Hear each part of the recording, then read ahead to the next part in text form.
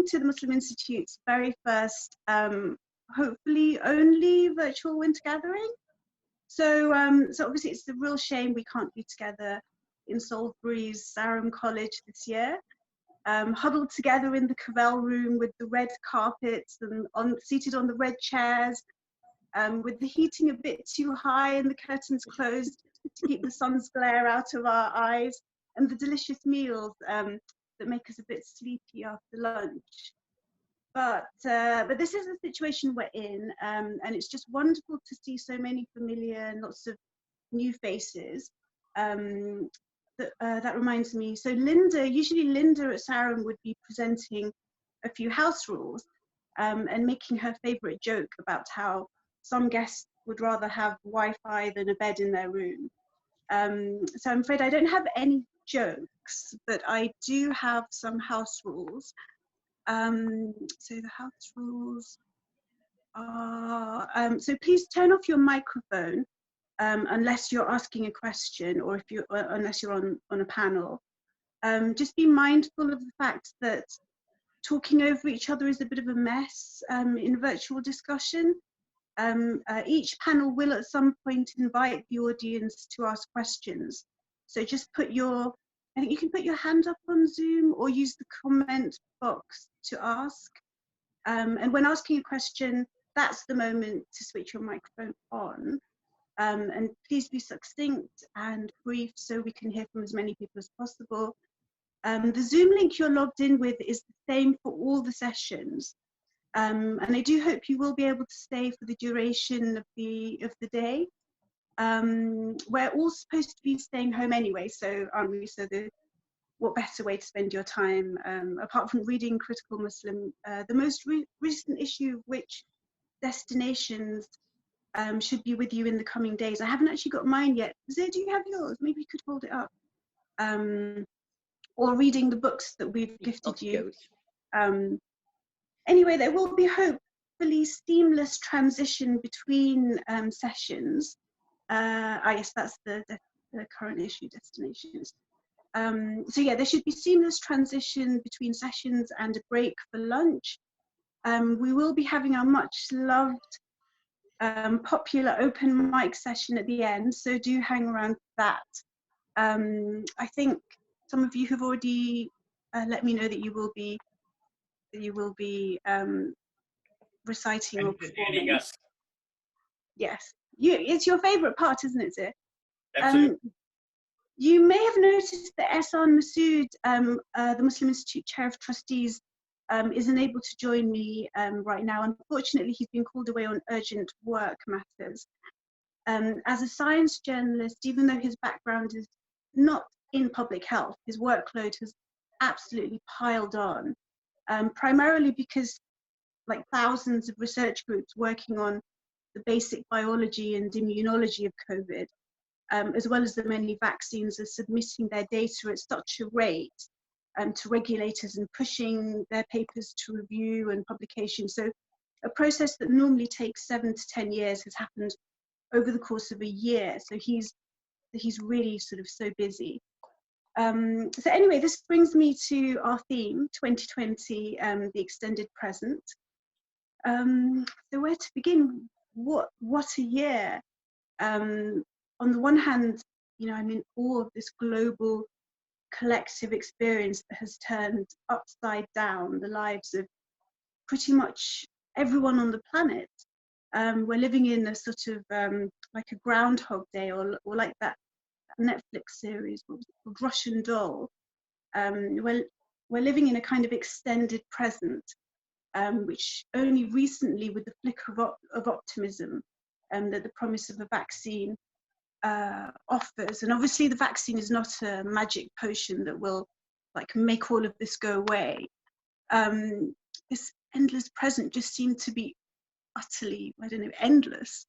And you know, and I speak from a position of immense privilege, and you know, with job security, a comfortable, what job security? True, yeah, true. Job insecurity, especially working with Zia, and with relatively good health. So in the midst of this extended present, we've had, you know, seismic events which for brief moments, made it seem as if things, can't be the same again. And here I'm talking about, for example, the murder of George Floyd and the anger that galvanized the Black Lives Matter movement. And Hassan Mohamdali, who wrote movingly in the Muslim Atlantic issue of Critical Muslim, he's going to discuss that a bit later with Kinsey Abdullah.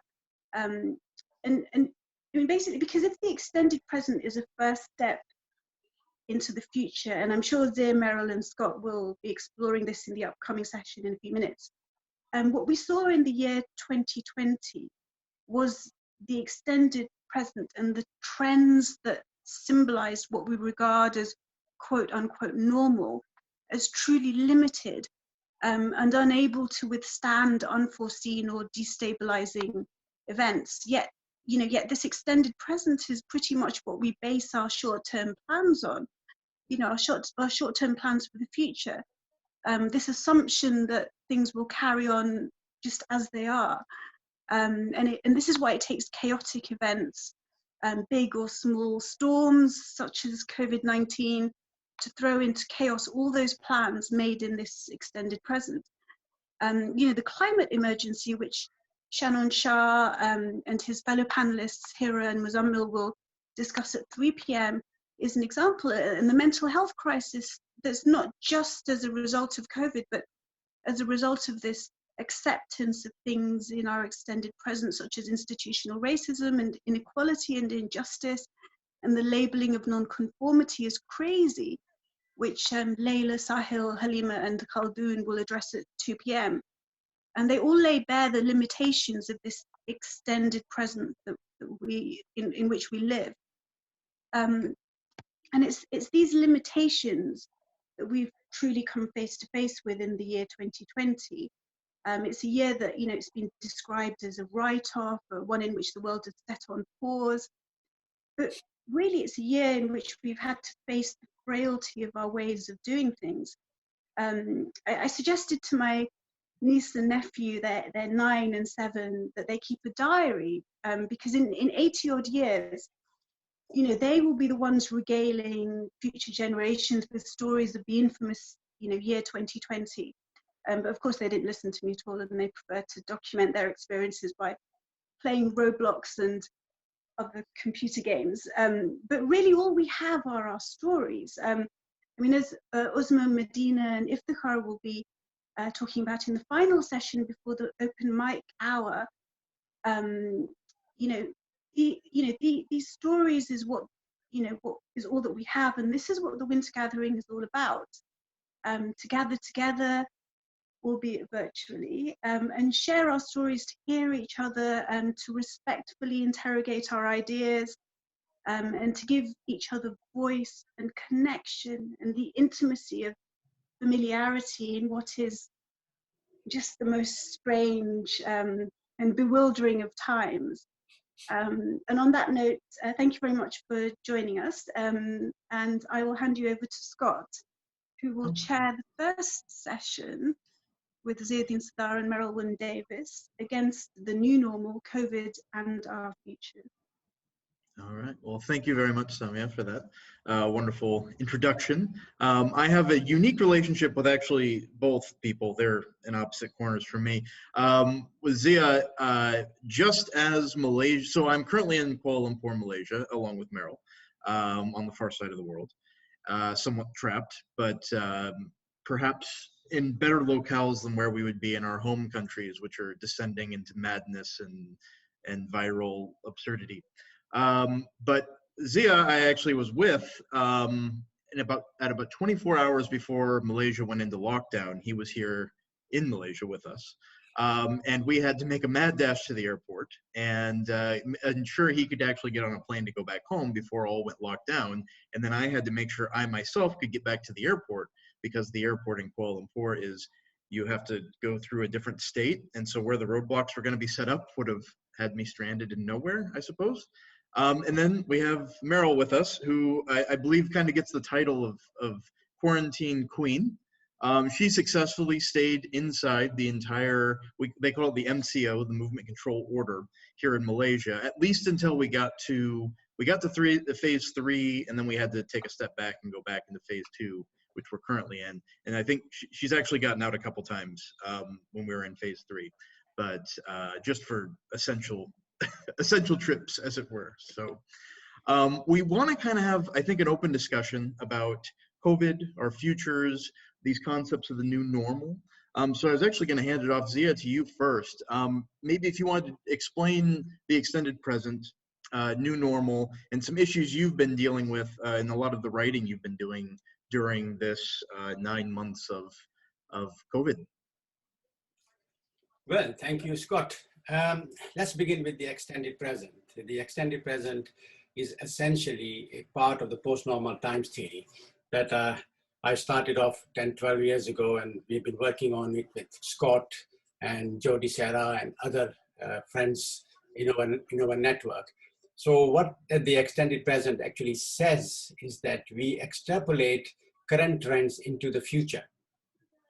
But in fact, it's not really the future, because the same trends continue into the future. And what we get is a present that is extended onto the future. So nothing really fundamentally changes except new technology emerges, new things there may be innovation, etc., but nothing fundamental changes. So we have this extended present, which essentially is in many places will be seen as future, but it's not really a future, it's simply an extended present. So what COVID-19 has done is to actually provide us with a lived experience of extended present. It has shown us what the extended present actually looks like, that nothing actually changes, but a great deal changes at the same time. This is the kind of contradiction within the notion of extended present. In the post-normal times theory, I should also say that we also have two other futures. One is familiar future, which is where the future is going to be essentially what we imagine it to be, in terms of metaphors, images, and ideas. And we take all these ideas and images and metaphors from literature, from science fiction, from film, from television, and what have you. A good example are the kind of two new cities. One is Putrajaya and Kuala Lumpur, which basically just looks like a set of a film set, right, with flying carpets and all that. And the other is, of course, Makkah, which looks like the Blade Runner's city, Los Angeles of 2025 or whatever the Blade Runner is, the original Blade Runner is set in. In a workshop in Istanbul, where we had like 20 postgraduate and PhD students, when I asked them what is their vision of the future, almost all of them produced images from well-known films, from Star Trek, from The Fifth Element, films, Blade Runner, obviously, The Terminator, and so on and so forth. So our minds are actually already being captured by this. They're familiar because they already exist in our mind.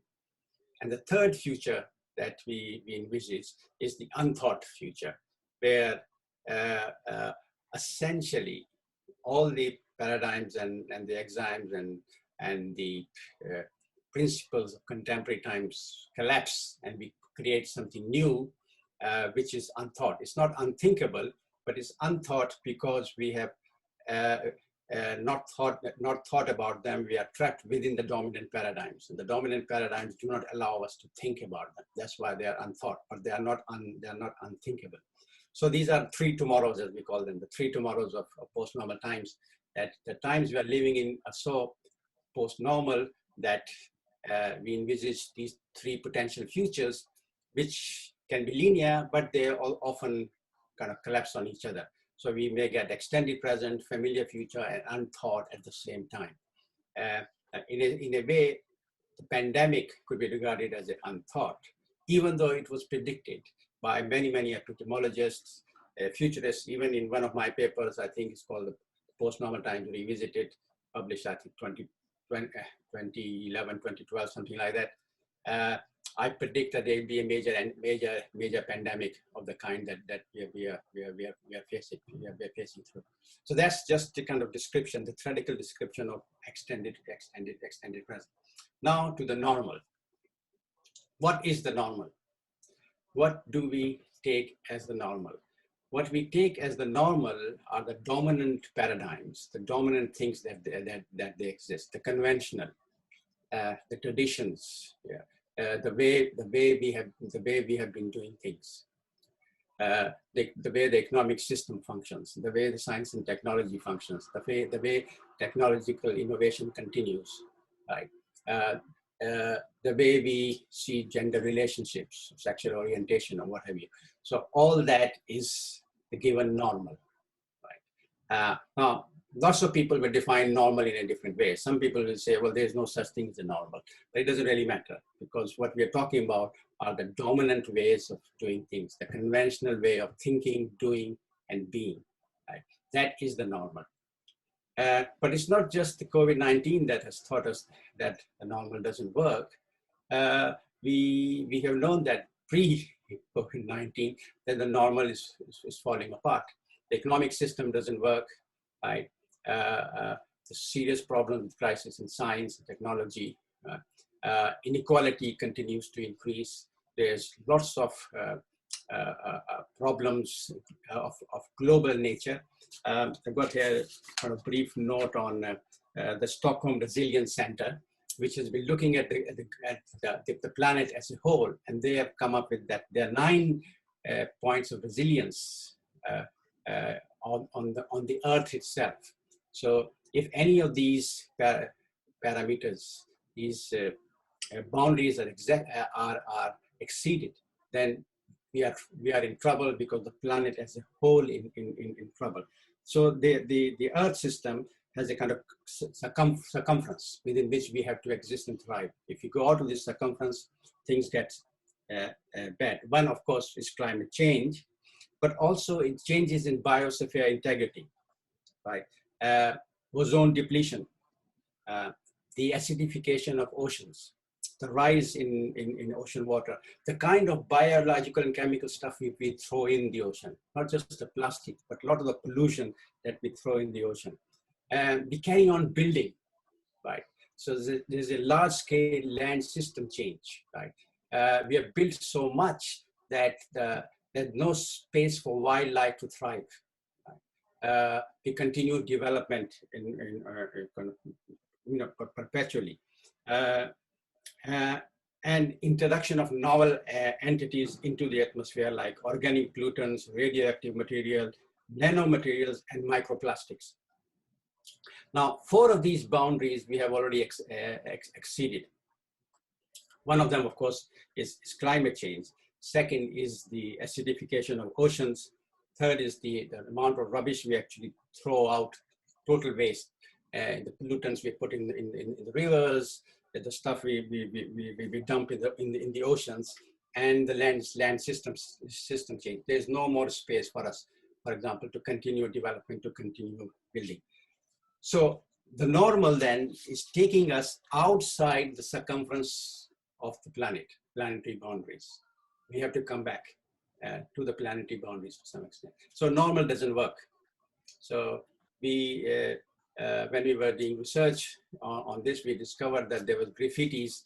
They were found simultaneously. They were found in Hong Kong, Venezuela, and 1 or 2 other places in different languages. And they all said the same thing. Yeah, we don't want to go back to the normal, because normal was the problem in the first place. This is the graffiti that is. So people are beginning to realize that there is a serious problem with the normal itself. How do we move towards something that is different from the normal? Now, then in the post-COVID world, we have the new normal. So what is the new normal? The new normal is that we will have to continue to have social distancing, perhaps wear masks, perhaps there be less travel, basic stuff that actually doesn't change the fundamental equation of what we do. It doesn't change. The new normal doesn't assume that we will have a profoundly different relationship with nature. Right? The new normal doesn't tell us, for example, that factory farming is ruining the world. Something has to be done by this level of factory farming. Many of the new diseases that emerge are the product of factory farming. The new normal doesn't tell us, you know, that a lot of the stuff that we eat is in fact causing serious problem from the ecosystem.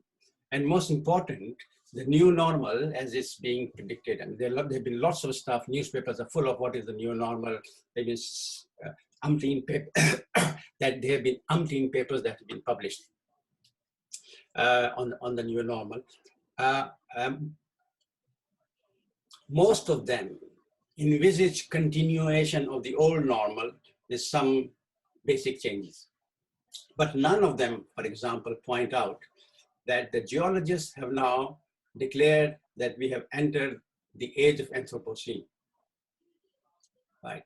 This is a new geological age where what we do in terms of our behavior and our activities profoundly changes the ecology and geology of the planet. Right? So unless the new normal addresses this fundamental question, how do we change our activities so that we get back to the planetary boundaries, so that we do not change the ecology of the planet, you know, that becomes irreversible and we all suffer. So unless these issues are addressed, the new normal is a waste of time, in my opinion. So what we have envisaged is the notion of the transnormal. Transnormal then takes us over and beyond the normal, where fundamental issues are addressed. In the transnormal, there are certain logical things we have to do. So one of the first logical things will be to get back to the planetary boundaries, which means instead of having continuous growth, we got to have degrowth. Right? Which means that we have to fundamentally change our relationship to nature. So the idea of perpetual development, just as the idea of perpetual growth, then becomes quite irrelevant. Right. So there are other aspects of transnormal, and I don't want to take too long in kind of. Yeah. Well, and I can prod at that in a bit as well. I was going to actually give Merryl a chance to kind of give somewhat of an opening statement, if you'd like to speak to us about times under COVID, perhaps if there's anything Malaysia in particular that you'd like to get out, and your views on this new normal and everything else that's been going on, because I know you've been paying very close attention to current events and everything else going on. So Merryl, please. Right. Well, greetings to all. Have I got to do anything to bring myself up? No, you're here. Fine as you are. Okay, right. Greetings to all. I come at the question of the new normal from a somewhat different perspective than Zia, which is not to say that I entirely disagree with Zia, but that I see it in a different sense. Extended present. We are always living in we've always lived in an extended present, because people have great difficulty in imagining change. What would change, what could change. The future is a surprise box. The future is a dream. It is an idea. But my question is, how can we have a clear appraisal of how we get to a different future if we don't know who we are, where we are, and how we are in the present? And the thing that most concerns me, particularly about the Muslim community, is that we are hyper concerned about how we are seen by others, but we have a great deal of lack of concern and discussion about how we see ourselves, how we want to be in the present and in the future. And that, to me, is the crucial element in this discussion, because everything that Zia has said, all of the issues that you've raised and all of the new names that you want to give them and how you look at them, are problems that people have wrestled with over time. But the essence of how do we spark change is the real question. What does it take to spark change? Should COVID spark change? I've been living here in Malaysia in my happy grotto, and self-isolating and watching a political system being manipulated to maintain crowd control under the guise of COVID-related regulation. Democracy has been undermined. Now then, think of that. There is another country where this has been happening. America. Electoral democracy has been undermined by a president who will not accept the reality of COVID-19. Political manipulation for self-interest around the planet can manipulate a pandemic to bring out totally contradictory and inhumane, unjust outcomes. And where is the debate? Where is the debate about how it is that we can allow such things to happen? Well, politics, my dear, is the answer to that. Politicians find it very easy to close down the avenues of public discourse, the involvement of ordinary people in the process of decision making, and therefore to foreclose the possibilities of change.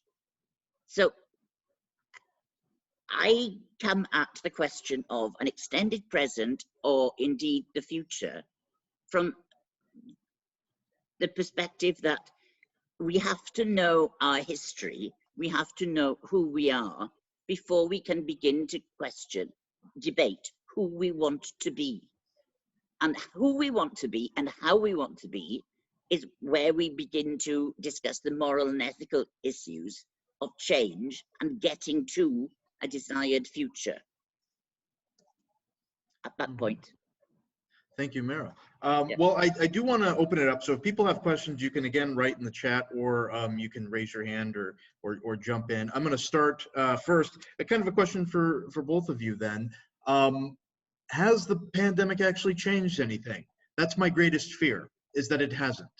And so I'm wondering does it take us a pandemic to get to this point, or is it just a way to kind of hyper focus on the issue at hand? And what lesson, are there any lessons being taken from any of this? I don't think that a pandemic has actually changed us very much. Around the edges, there are people who will be concerned. But hey, have you seen the videos that are circulating of the mass parties and the sort of people going at the young people? I can't get COVID, or I can't get the symptoms. Let's go party without masks in a mass spreader event. So it's a question of who we are, how we want to change, and do we take things seriously? Some of us do and some of us don't. But a large proportion of the population simply does not take a pandemic seriously. Yeah, my fear is that the pandemic has not changed anything, and it may not change anything. That after the vaccines and 6 months down the line, couple of years down the line, we'll be back to the old normal. Yeah, because the old normal basically includes capitalism, in its kind of virulent, viral form as it exists at the moment, right? Which we know, there's so much research done on it by now, which we know increases inequality, systematically increases inequality. So if we get back to the same old world with inequality, the climate change, all the other things, what is the point? So I don't think that pandemic, one of my fears is the pandemic has not changed a great deal. Now to address Merryl's question, who we are, it is not just a question for Muslims. No, I agree with that. It's a universal question. It's the question in the United States. They have no idea who they are. That's why they have these huge differences, right? These kind of strange tribes, Republican, Democrats, anti-vaxxers, and the gun lobby, and so on, and what have you. So this is a universal question. But we cannot come up with a specific answer to who we are simply by looking at our history. We have to take a global view, right? And because the parameters I'm talking about, apply to all of us. Climate change is not something that will only affect few countries. It will affect the Muslims and the non-Muslims, the Christians and the Jews and the atheists and the Hindus in the same way, right? So we need to address these issues, and these issues have to be part of the analysis of the question who we are, right? In a sense, and who we are has to be a broader we, rather than just a ghettoized Muslim we. Right. I'm not disagreeing with that at all. Let me finish. And who we want to be is an even bigger question than who we are, right? And of course, it's a question of vision, right? In a sense. But the future, of course, has to be based on some kind of vision. But the vision can include imaginary ideas, utopian ideas, new ideas, etc. But it also has to have some logical components. And if these logical components are not addressed, then there be no future, visionary or otherwise, right? And what I'm trying to identify are the logical components of transnormal times. It's a bloody paper waiting to be published for the last 6 months. Our colleagues have having a hard time. I don't know what's going on anyway. But there's a paper that I've written on the nature of time, how the nature of time itself has changed. Now things are speeding up. Speed has become a kind of essential component of post-normal times. Things happen faster and faster in accelerated mode. But speed brings something else with it. Speed and fascism go together. We know that from history. Certainly we know that from the history of European times, right? And it is not surprising that it's not just in America we see that, but in Brazil with Bolsonaro, in India with Modi, right? In Hungary, Poland, 1/3 of the European Parliament consists of people who come from extremist right-wing or openly fascist parties, right? Right. So we need to address the much more bigger and fundamental issues, not just who we are, but who we are in a much broader perspective. I think you don't begin to address the broader perspective until you know who you are. And we do not all arrive as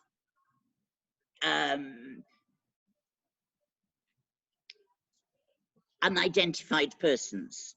We arrive with an identity, and the identity is very important for determining who we are, how we relate to issues, what we say about them. I'm not suggesting that it is only a question for Muslims. I am addressing the Muslim Institute, therefore I begin with our community and our identity, because we have to take responsibility for the way we look at issues.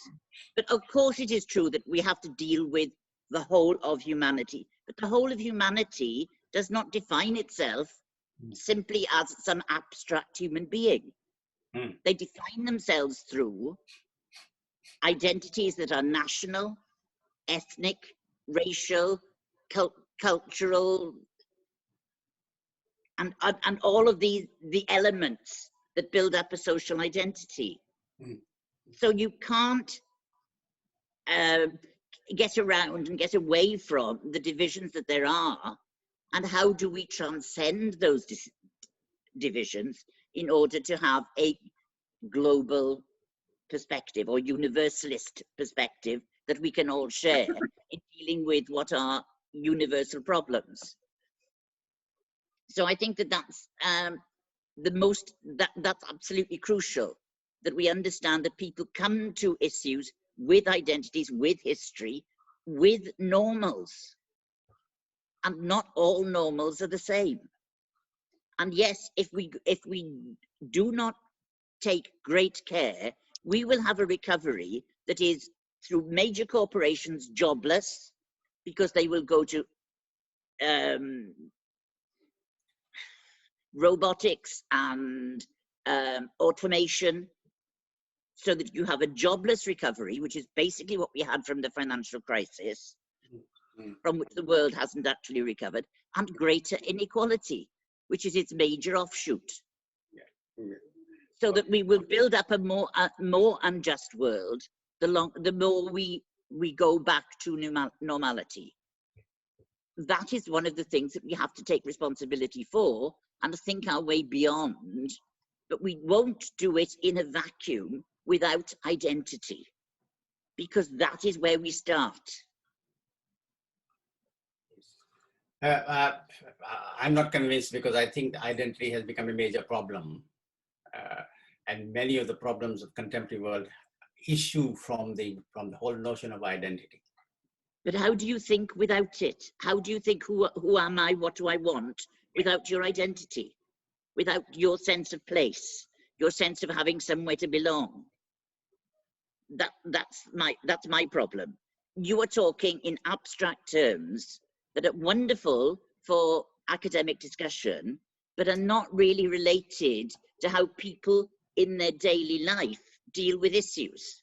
No, they are very directly related to how people deal. I mean, if, for example, the sea rises continue, we are going to have massive new environmental refugees, because their islands, But we already are. But then how you relate to refugees is a question of national identity, as you've seen across Europe. Anyway, Scott. Yes. Well, so we do have a few questions. So I'm going to actually pass it to Mohammed Amin. If you want to ask your question about the scientific crisis, please. Yes, I was struck by something that Zia said almost in passing when he talked about a crisis in science. As somebody who follows science developments quite closely, I personally don't see any crisis as such in science. I see lots of scientific problems and challenges. For example, how do you unify quantum mechanics and general relativity, in which we're making no progress? But I would never describe that as a science. So could Zia explain in more detail what he means by crisis in science? Yeah, I mean, the question of relativity and quantum mechanics has a long history, and that is continuing. I'm not referring to that. The nature of scientific knowledge is changing, right? And scientific facts are not always facts as we assumed them 20, 30 years ago. So, for example, the scientists told us that the wearing mask was not necessary. Then 2-3 months later, they told us wearing mask was essential. Right? So there's a built-in ignorance in scientific facts. Right? I mean, we have seen that in terms of the pandemic. So when the pandemic first appeared, because it was a novel coronavirus, we knew nothing about it. So there was very little the science could tell us, right? So there was a built-in ignorance. This ignorance had a future dimension. So only in the future could scientists give us some indication of what was happening. So only after research was done, then they realized, you know, what was the nature of the coronavirus, and only further research showed us that what medicine we could use, and even further research then brought us the vaccine. So there is a built-in ignorance, but the decisions are urgent. Right? Decisions are urgent, they involve life and all that. So science cannot deliver. In fact, one of the most interesting things about pandemic is the scientific collaboration that has taken place during the last 1 year. Normally, people like Pfizer and Moderna and AstraZeneca will not publish their research. They will keep it very secret, right?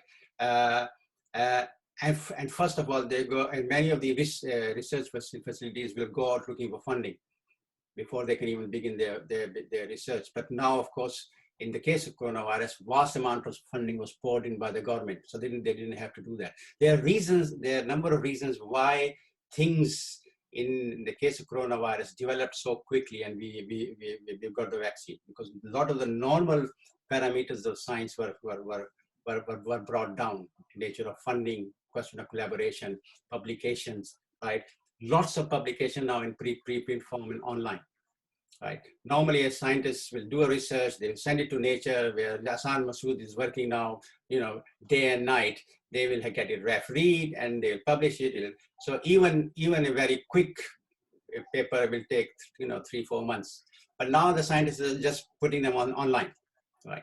Putting all their data and letting other scientists. So the nature of science itself has changed. But now we know that knowledge incorporates a lot of other things which we do not conventionally regard as knowledge.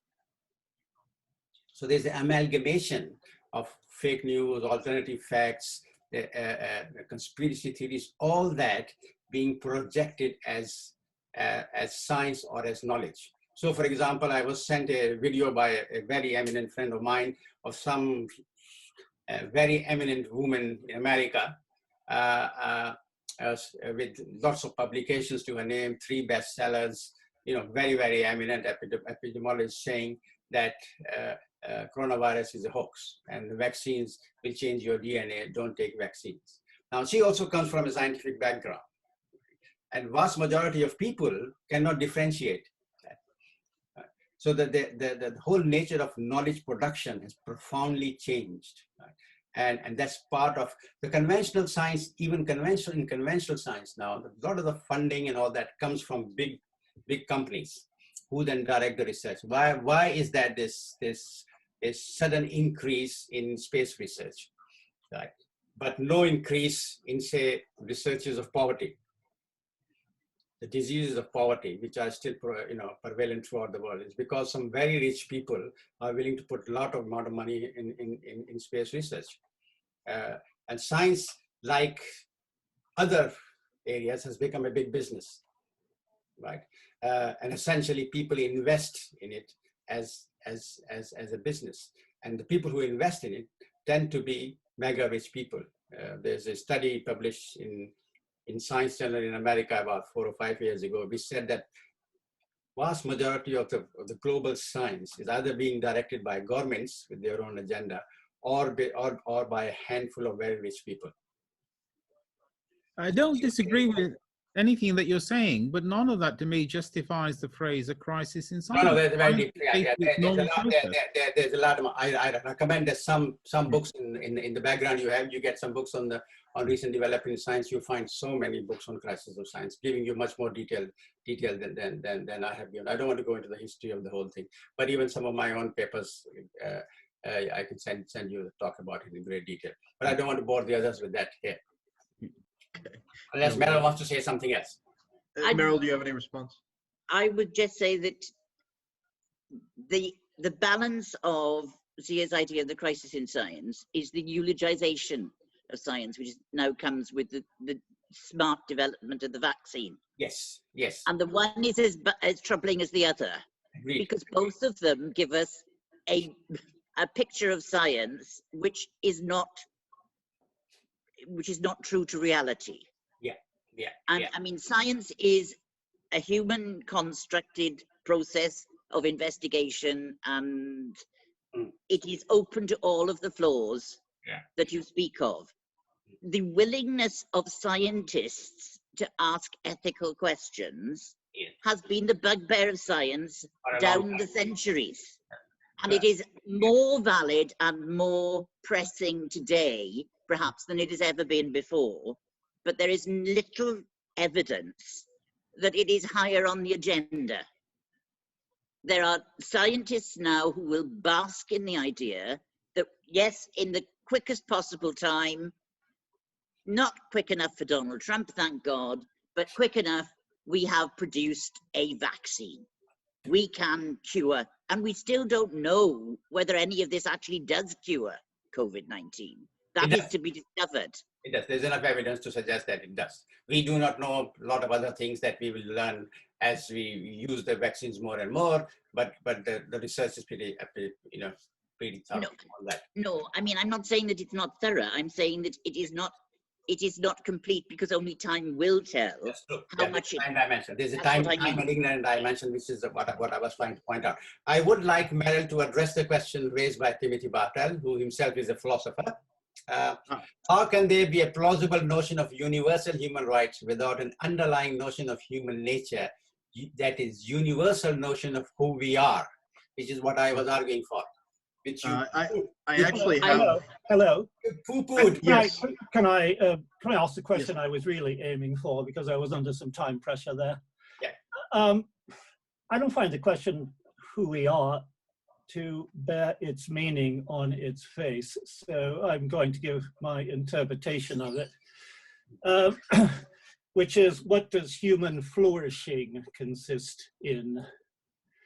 Now,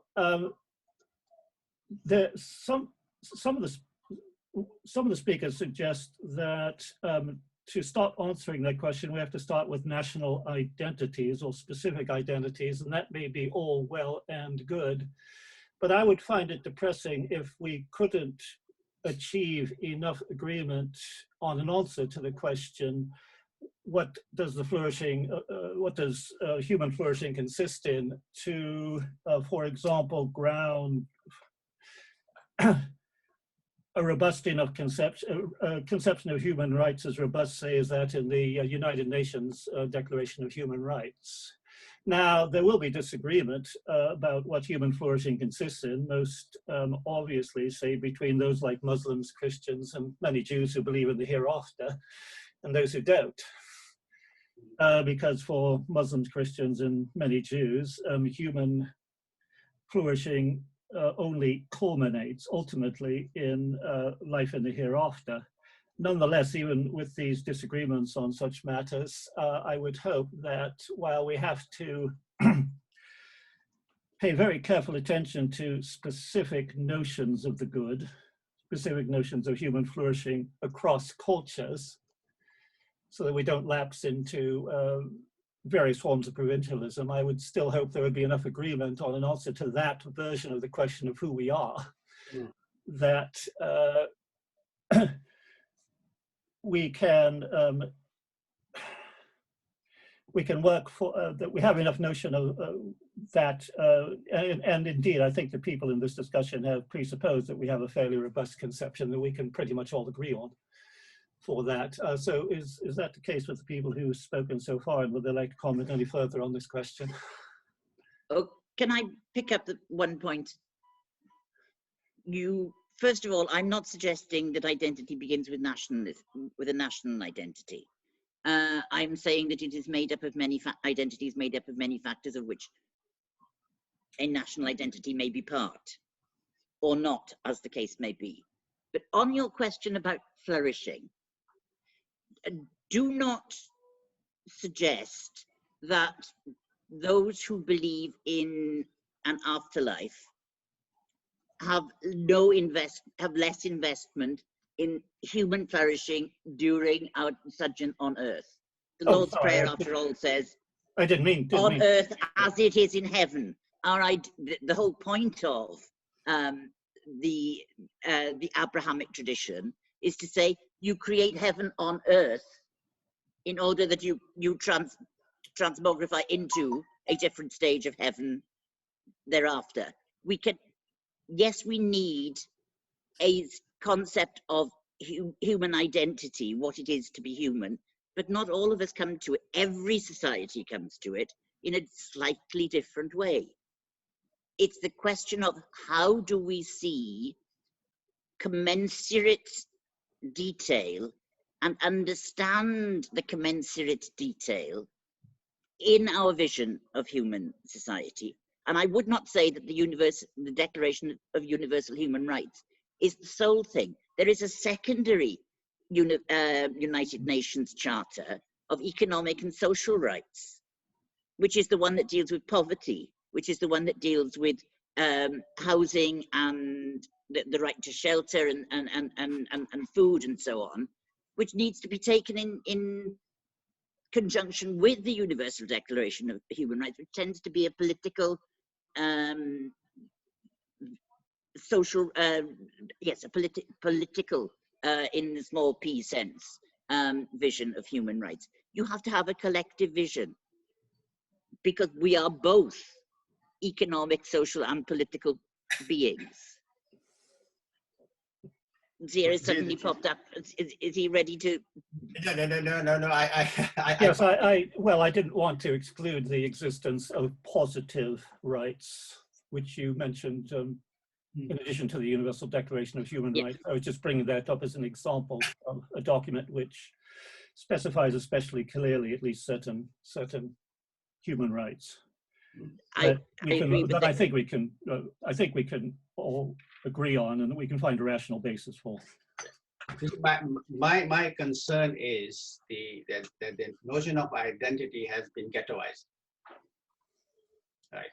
So I tend to agree with Timothy that unless we have some more inclusive, universal notion of who we are, which includes the planet, right, the flora and fauna, right, as well as spiritual dimension,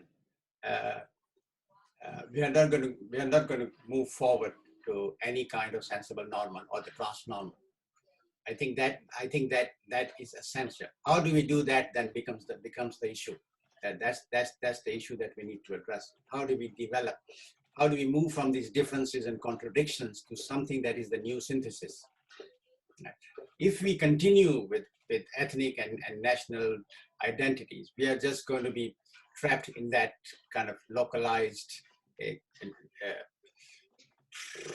quicksand into which we have been sinking for the last 20, 30 years. Somehow we need to now move and start to think big. We've not just been trapped in the question of identity for the last 20 or 30 years, but the last 30,000 years. Okay. Society gives us, society is the only base we know. The only base from which I'm not denying all that. I'm not denying that. I think Noemi raises this question too. That is it a question that all people needing to integrate a sense of belonging to the human family and the planet? I think that is an issue. We do not have that.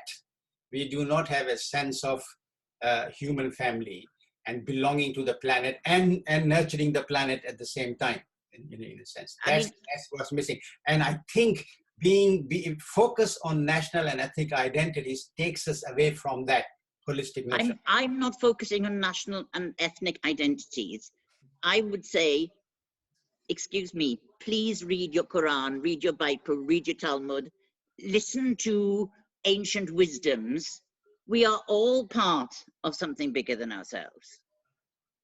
And if it is our neglect of that part of our identity that is the problem. All right, Scott. Yes, well, actually, our representative from Waterloo Press has made a point that's interesting. Oh, it is Nomi. Okay, sorry, Nomi. If you want to chime in there, feel free to jump in for me, but I'm going to read your first comment first, which is kind of directed at Merrill, but also to Zia partially as well, that's continuing off of this, so I want to kind of keep it going. But if the key to our survival lies in finding common cause to reconcile Zia and Merrill's positions, it is a good question, or it is a question of all people needing to integrate a sense of belonging to the human family and the planet into our specific identities. To do this, can we draw on current and historical examples of solidarity to write an alternative, familiar future? To change the high-tech vision of Hollywood and popular fiction with creative visions of the future featuring diverse casts of characters trying to live within planetary boundaries. Merrill? I can think of a large number of syrupy programs that try to suggest this, that try to suggest, the sort of happy freed slaves who were part of multicultural communities in America. There are a number of American programs that try to foist this line. Unfortunately, historic truth is part of the difficulty. Yes, we have to transcend our own identity, but if you don't know, how do you transcend something you don't know? You have to acknowledge the historic insufficiencies of your history, your culture, and your identity in order to transcend them, in order to say, and it is true that we have a concept of human nature. Not everybody has the same one, but they are analogous. An analogous sense of us belonging in a world. That is where we come together, certainly, but we will come together with differences. So we have to acknowledge commonalities between my difference and your difference in order to be able to talk together sensibly about what we do and to actually downplay nationalisms and ideas of racial superiority and so on. And the truth is, human society so far has been a miserable failure in this. Think of the euphoria there was at the setting up of the United Nations, and look at what a bankrupt moral institution it now is. Unable to be the fulcrum where we do meet to discuss these ideas. We have not created any platforms where we can actually come together in this way, and that is part of the tragedy that we face in this interminable present, because we have not created change. We've created some change, though. I mean, in terms of equalities rights and human rights legislation, you know, don't we have to take heart from some of our victories? Otherwise, it becomes a very pessimistic view to say that we're incapable of doing it. And when I say solidarity, I don't mean kind of happy clappy stuff. You know, solidarity is really hard work, and you know, it's personal work, and it's work that changes individuals. So that's why I think that, you know, I'm coming at this one as a creative writer and as a poet, and I've got my Waterloo Press hat on because I publish poets as well. I edit poets. I've edited Uzma, who's, you know, reading later or chairing later today. Edited her poetry. So, you know, I feel, even though it feels very small and we're up against such a massive machine that owns the future, you know, it's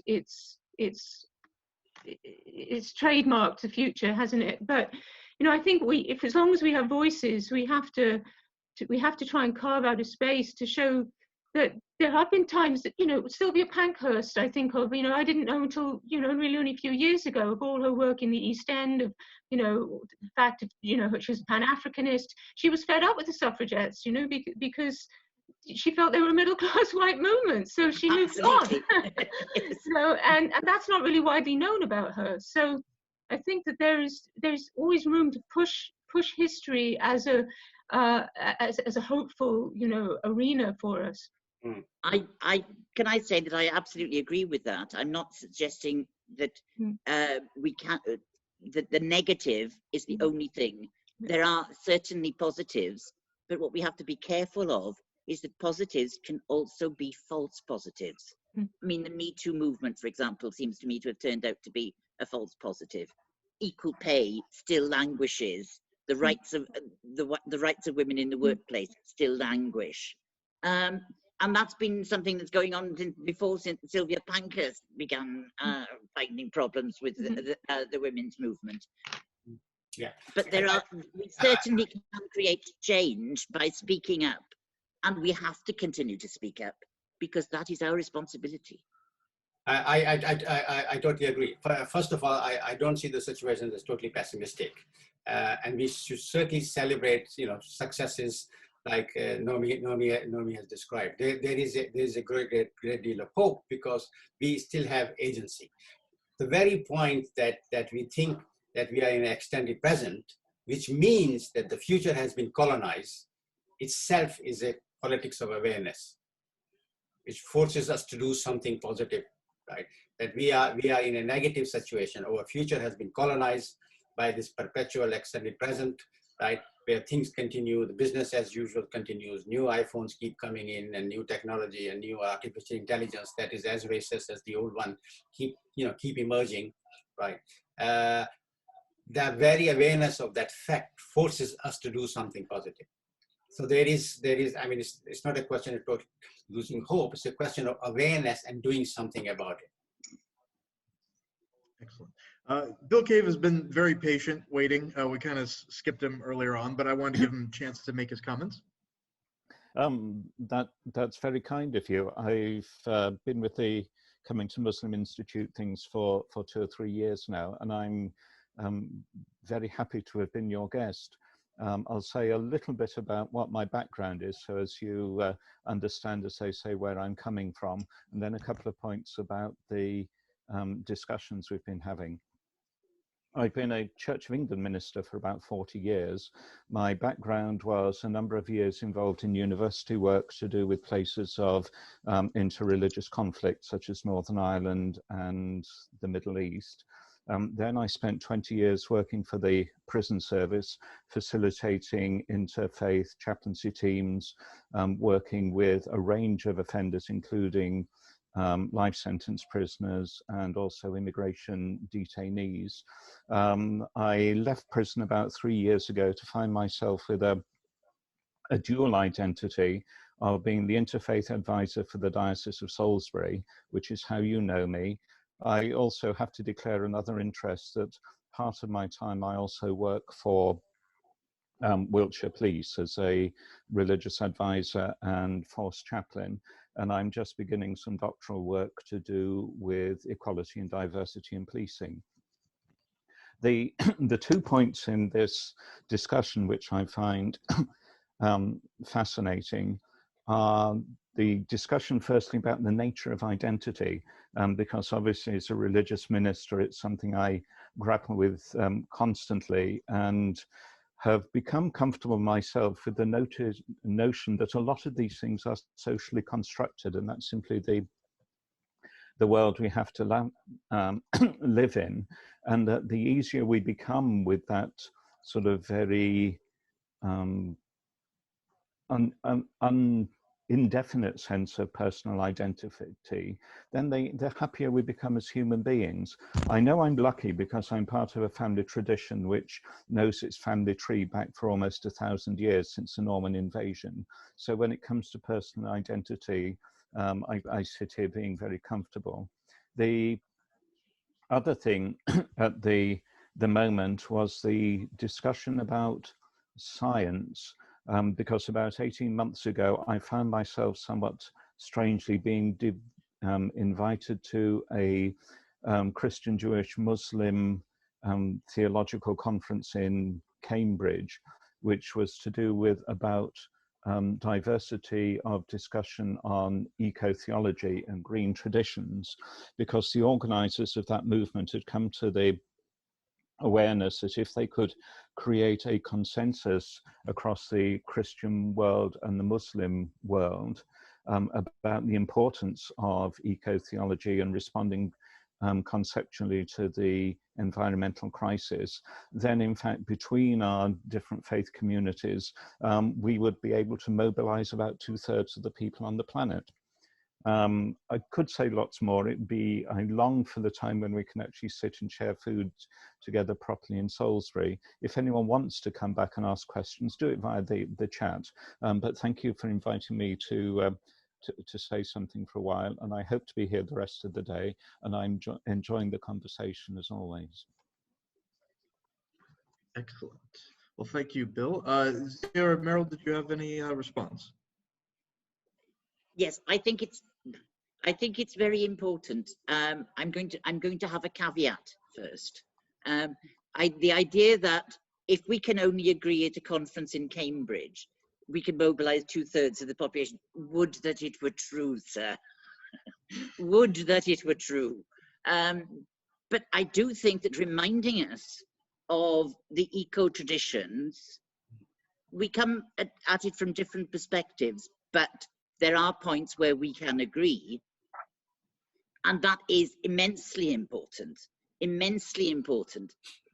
Yes, there is a view of human nature, which is very different between Christianity and Islam, and yet there are ways in which we can transcend our differences by understanding and recognizing that they are differences.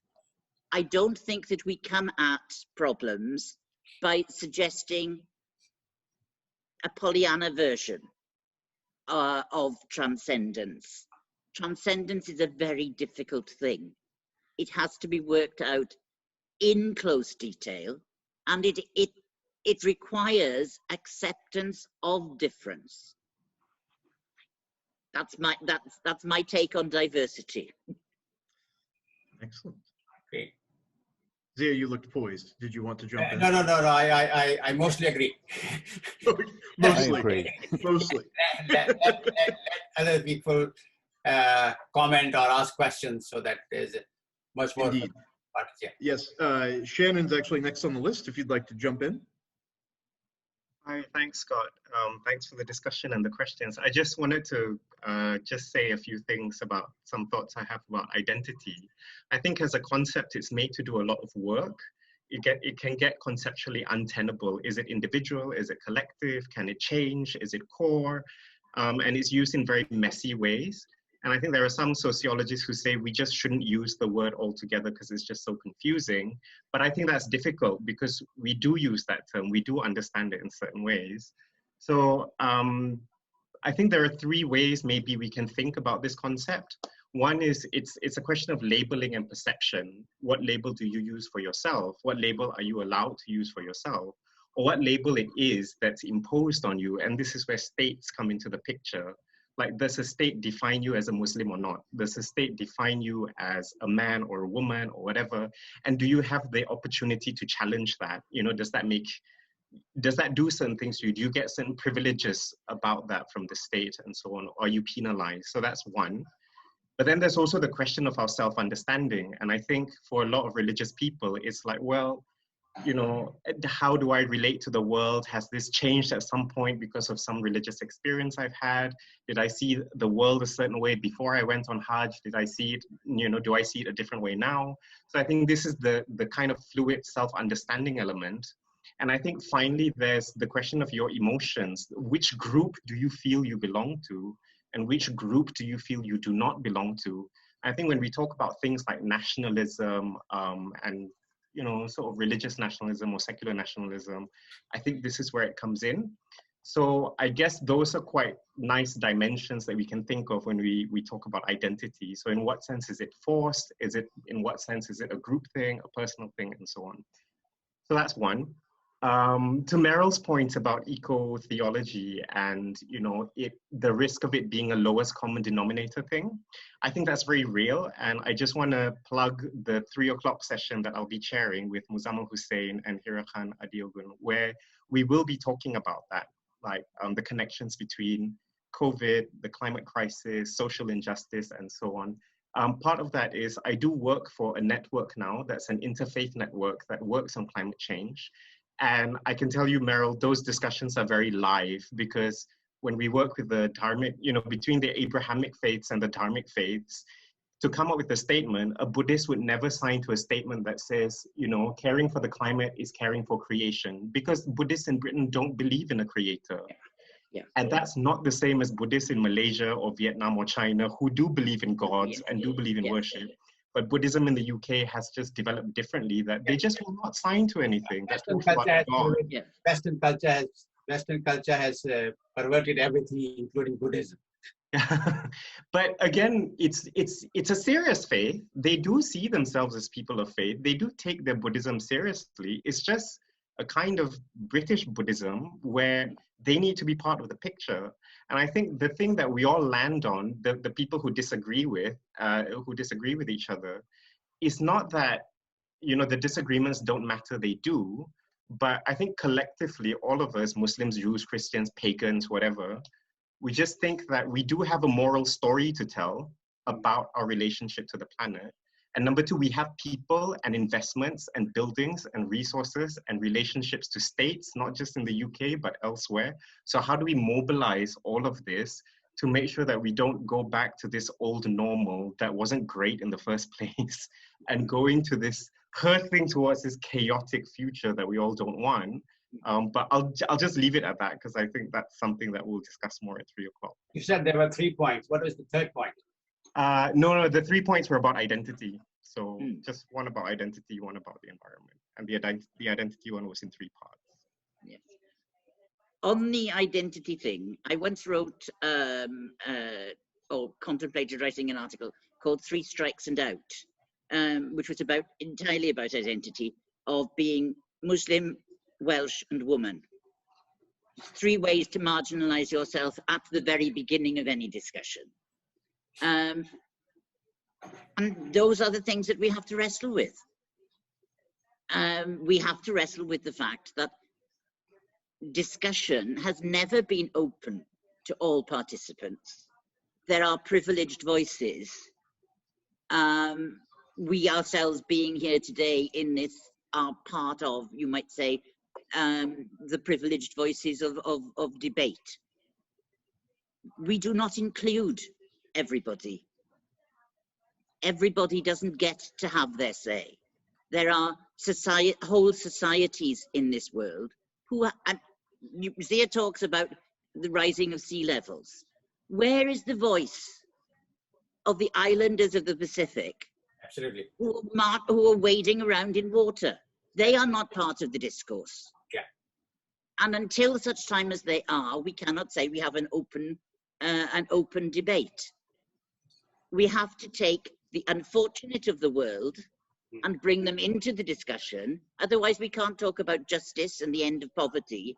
We are talking about forced changes that we are imposing on people without their consent and participation. And that's my concern, most of all, is how do we broaden our understanding of who we are so that we actually use our identity to recognize other people. One of the best sermons I ever heard preached was, I was listening to Radio 4 in the early hours of the World Service, in the early hours of one morning. And someone was talking about hyrite, which is the Welsh word for the heart longing for home. And it's very much this T.S. Eliot point. All the world of traveling is to arrive at the point where you first started and know it for the first time. It is the question of knowing that is essential in what sparks identity. If you know what triggers your identity, you can find the ways to relate to other people. It is by being Muslim, Welsh and woman that I find hooks to relate to other people whose life experience is totally different from mine. That's where we have to begin, with the differences that we can somehow feel and emote and relate to. And from there, we can begin to take people with us as we go forward and include their voices. Can I just follow up to that? I think, yeah, I agree, Merryl. But just going to your point about the small island states and how the climate crisis is impacting them, for me, it's also about looking to where they go to look for their tools, because they don't have that voice. And I think, ironically, for a lot of us talking about the United Nations, for the small island states, the United Nations is where they do go, because they do feel that as nation states, this is where they can make their voices heard. And so what you mentioned before, that international covenant on economic, social, and cultural rights, that's what they want, because that's what can be legally actionable on states like the UK, the global north, that don't care about the smaller states. And I think it's really interesting that for them, the UN is where the fight is at the moment. Yes, I mean, I think that's part of the tragedy of the United Nations. That a lot of the world looks at it in the hopes that it can do something, and everybody and those who have the power to change things, the big states who have the power to change things, think it's irrelevant. Excellent. So we actually return to the question of power. You can't talk about anything without the question of power being there in the background, lurking, ready to silence us all. Absolutely. So I think in the end, I remember what I was trying to say. But the power now itself comes in different form, including the power to define. In a sense, the definition of what is human, for example, is itself it's changing.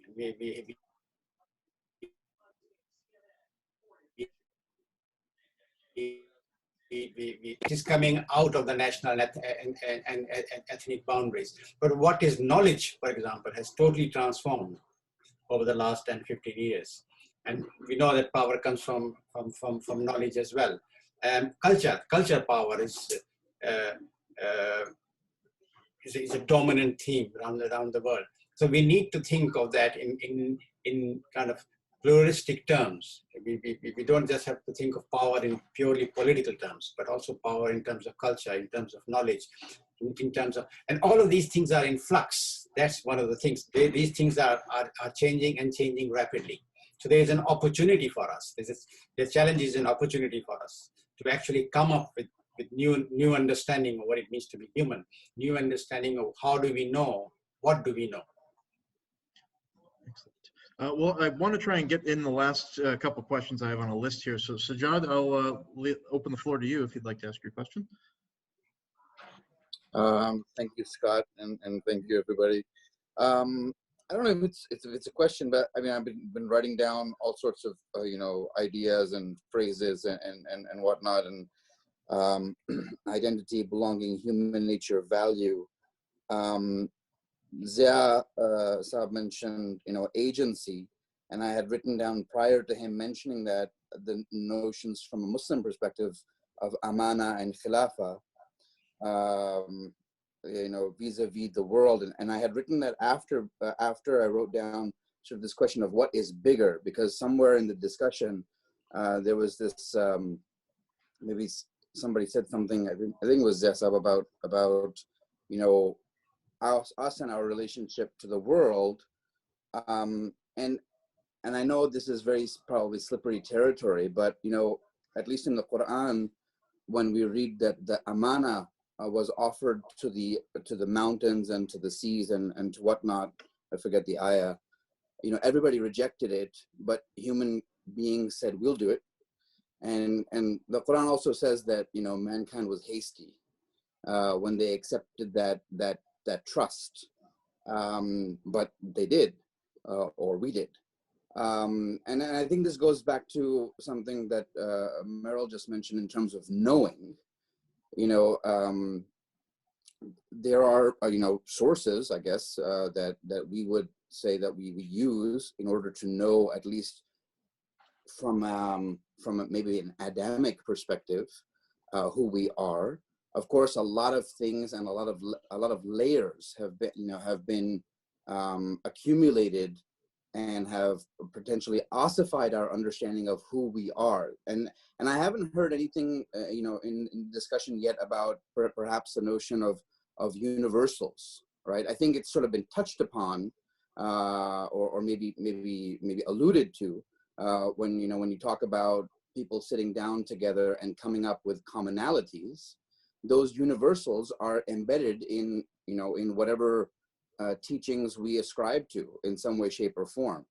So I think the whole sort of conversation says to me, in some way, shape, or form, we're not necessarily anchoring ourselves in something, and we are in the present, but we're sort of at risk of, because we're not mooring ourselves, we're going to get lost in the present, which means that you can't ever figure out where the future is going to be, because we're lost today, right? And I'll just last part of the comment, when Merryl just mentioned, I'm Muslim, I'm Welsh, and I'm a woman, right? So that's how I sit down. When I sit down and I orient myself to people, just taking the first part of that sort of identity that she's spelled out there. Even as a Muslim, I think there's so much variety in how one can orient themselves to oneself and to others. In the recent election, 33% of Muslims voted for Donald Trump, right? So, how do I relate to those Muslims, and how do they relate to me? Is a question, right? It's not as simple as saying I'm Muslim, because now I have to qualify all those layers and potentially so many more. And, that gets into the ethnic and the linguistic and the national and, et cetera, et cetera, et cetera. So, fruitful discussion, but I think maybe the gist of what I'm trying to say is, where are we anchoring ourselves? And then noting all of the layers that we have to peel away one by one so that we can start building an identity for today, which is, I think, where we end up, where we all want to end up, so that then we can articulate responses to the challenges that we have.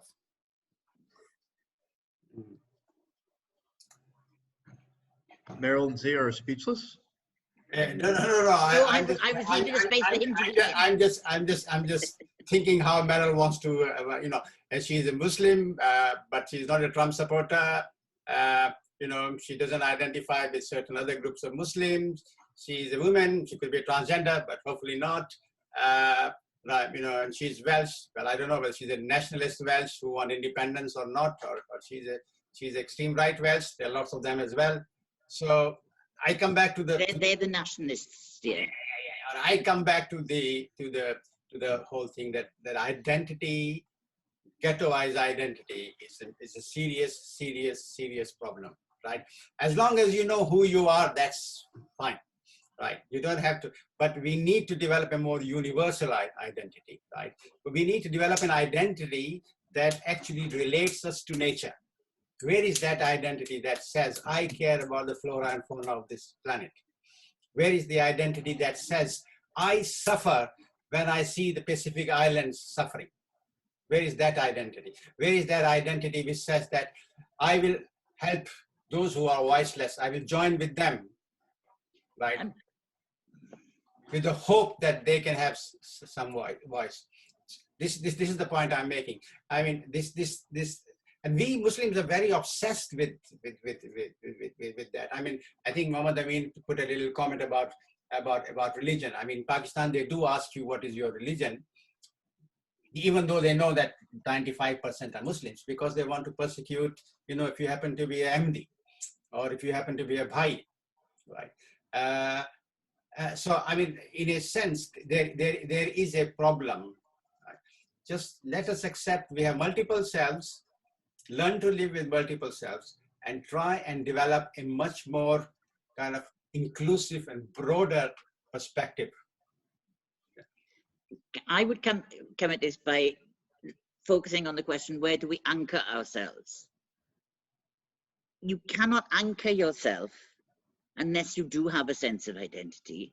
But for me, that begins with the question of stripping away the falseness of history, trying to see through those wrong turnings or good ideas that have been missed in one's history, so that you get back to, see, the Quranic, there's nothing wrong with the Quranic conception, because it will absolutely take you to justice is the active agent, and justice requires, and equity requires, that you listen to the Pacific Islander, that you include everyone. So to me, it's a question of responsibility. At the end of the day, Muslims have played fast and loose with allowing their religion to have responsibility, but them to have no agency in the questions of their religion. And I think we have to take it the other way around. We have to begin stripping away those things that allow us to accept responsibility for and agency for the moral message that we embrace with the identity of Muslim. That's what, to me, that is the lodestone of how we begin the process of transcendence, to meet others and include them in how we think and how we approach issues. All of the big questions of the day are there in the Quran to be answered. The problem is that we allow the accretions of how Muslims in the past have answered questions to stop us from thinking about them in a sane and reasonable way that is related to today's context and today's circumstances. All right, well, I want to get to one more question here. Riaz, you have the floor if you'd like to ask your question. Yeah, thanks, Scott. Salam and hi to everybody, whatever their identities are.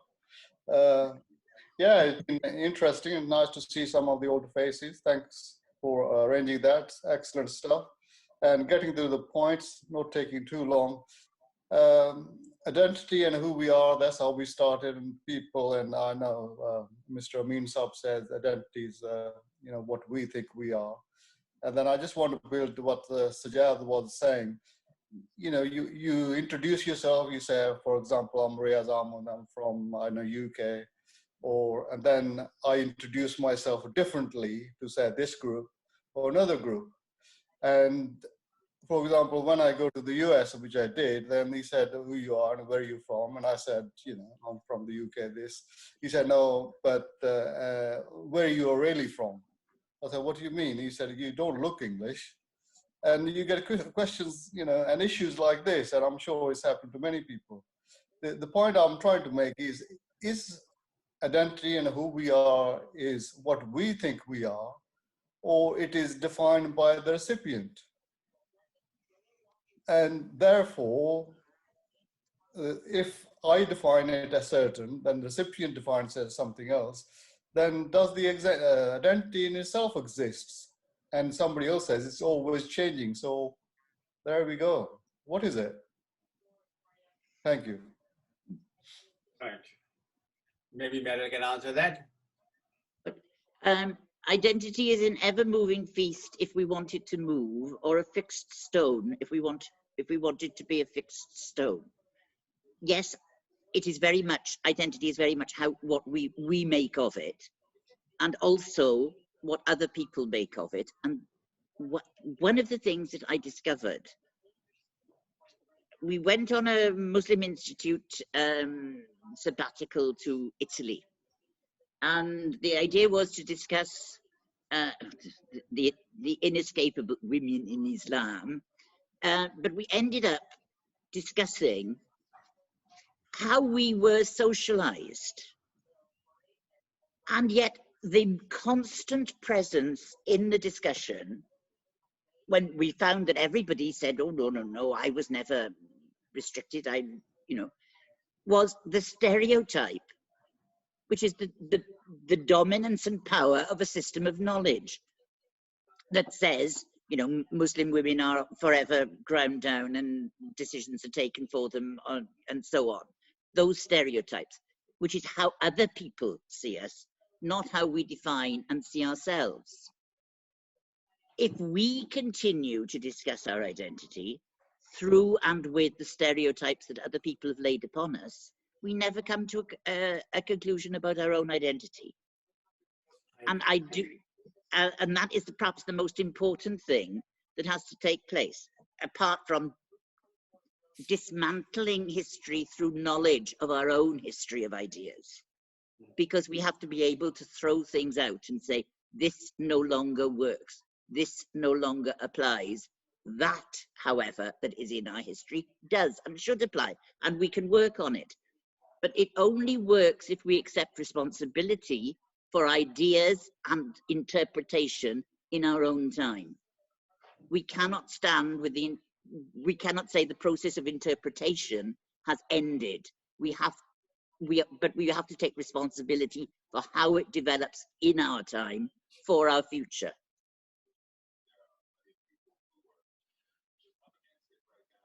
Yes, yeah? Scott was saying something, I can't hear him. No, I can't hear either. I'm muted, sorry. The prayer was going. Zia, did you have a response? Sorry. I think since we are reaching the end point, I'd just like to conclude by going back to the idea of the extended present and the pandemic. I think the last 9 months provide a good metaphor of what we mean by the extended present, right? Yeah, the time stands still, but the clock keeps ticking, as it were. Things change, right? But we are kind of fixed within a given framework. And that framework is the framework, the dominant paradigm, the dominant ways of thinking, the dominant ways of doing science and technology and neoliberalism, whatever, and dominant ways of thinking about religion and values and theology as well, right? So we are kind of trapped in that framework, and each day just looks like the previous day, and we kind of keep recycling ourselves. And to get out, and that's a colonized future, to create a better world, a better future, we need to move out of this mental framework, out of this conceptual, this paradigmic framework, right? And that requires a pretty mighty intellectual and critical jump to the unthought, right? And I think that's the real challenge before us. I mean, issues of identity and all that we'll continue to discuss, but the question of how do we readjust our relationship with nature is a much more urgent and much more profound, and something on which not just our individual lives, but the sustenance of the whole planet depends. how do we get out of this new liberal economic framework that perpetuates inequality continuously? You know, that's a much bigger question, a much more urgent question than who I am at this particular moment in time, right? And I think we need to kind of start moving towards that, right? And addressing that questions as a human community, coming together as interfaith, etc., but also as thinkers and intellectuals, academics, and housewives, and bankers, and accountants, and politicians, and what have you, in an inclusive manner, to actually think our way out of, or imagine our way out of the kind of extended present to something that takes us beyond the conventional normals to a trans-normal world, you know, a world where there is equality, you know, a world where there is recognition of suffering, you know, a world where science does serve humanity rather than the business interest, etc. Excellent. Thank you, Zia. Well, since we are running low on time, Merryl, would you like to give your concluding remarks? Any last words? Last words. Oh, I see. After this. I think that one of the things that interests me, and I will pick up from what Zia was saying, I don't necessarily disagree, but I would say if you want to have an appreciation and a feeling for nature, talk to people who live in nature and work with nature. Why is it that academics sit down and have highfalutin discussions and we leave farmers out of the equation? People who are working every day with nature, whole communities who are living on survival agriculture in different systems, in different cultures around the world. We leave these people out. So that if you want to redefine our relations with nature, go and talk to the people who live in nature or who are one generation away from, who know much more about it than all of us who are brought up in cities. And how you define who participates in the conversation, how you take responsibility for what you bring to the conversation, I think these are the things that to me are absolutely crucial and that we have to try and concentrate on in order to perceive a future that we want to get to. And I think that how we perceive the future is not something we've actually answered today. We're still dancing around the edges of how we perceive what the future is, and how we have to make it. Trapped in that. Anyway. I beg your pardon, sir. I lost the first part. You brought the bugbear of identity, and we got trapped in that. I mean, the moment you raise the question of identity, then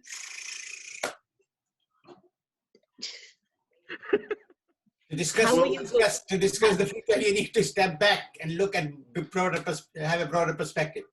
Anyways, time to conclude because other people are waiting to carry on. What broader perspective is there than who I am and what do I bring to the discussion? I can't do that without saying who I am, what my identity is and what has formed it. All right, go out and find out. And let us know when you discovered it. Was it Welsh woman? Yes. Indeed.